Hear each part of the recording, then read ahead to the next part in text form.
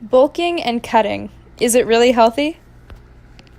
If you're a self-proclaimed gym rat, you probably have heard the terms bulking and cutting used together quite frequently. The biggest dude at your gym may show up looking like a softer version of the Incredible Hulk for a couple months, and then look like a marathon runner the next. On the other hand, maybe you've seen bodybuilders use this method to prepare for competition so that they have tons of muscle mass and hardly any body fat. So what's the deal with this bulking and cutting anyway? Is it always safe? Is it even effective? Well, the purpose of bulking is to feed your body an abundance of calories so that you can put on muscle mass. During this time, many people find that not only are they putting on muscle, but they're also putting on more fat. This is where cutting comes into play. Once an individual has bulked, it's time to melt away the snow so that the steel can show. Cutting usually involves going into a caloric deficit with plenty of aerobic activity to get rid of fat while minimizing muscle loss. Though this task may be efficient, bulking and cutting is easier said than done. It must be done over a time period throughout various phases to obtain the desired result.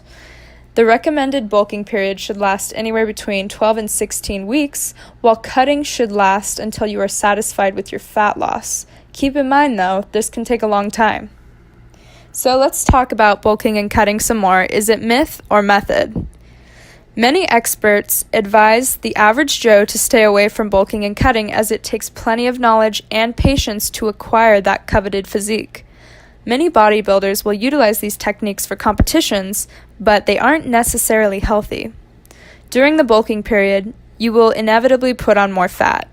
This increases your chances of getting type 2 diabetes and can seriously mess with your hormone levels. For example, when there's more body fat, the body produces more estrogen, which can actually slow down the muscle building process.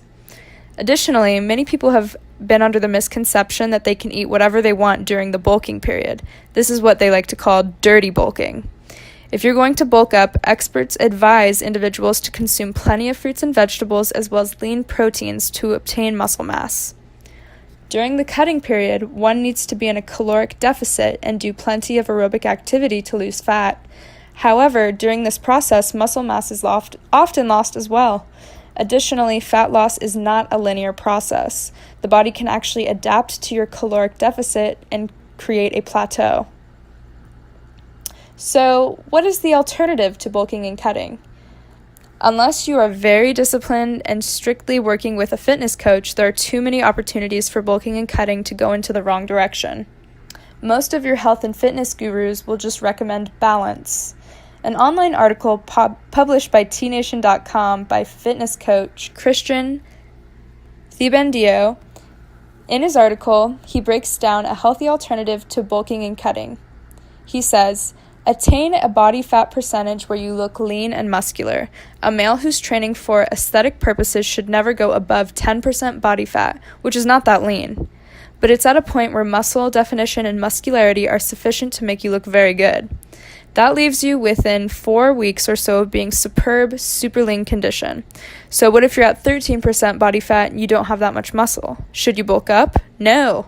Cut down to 10%, then gradually increase your nutrition until you reach the point where you're gaining 1.5 to 2 pounds per month. You gain muscle at an optimal rate while staying at that 10%. It isn't limited to the hour you spend at the gym. It's a lifestyle. By eating well all year, you aren't using an extreme approach, but rather changing your habits. It's much easier to lose fat when you're used to eating well all the time, he says.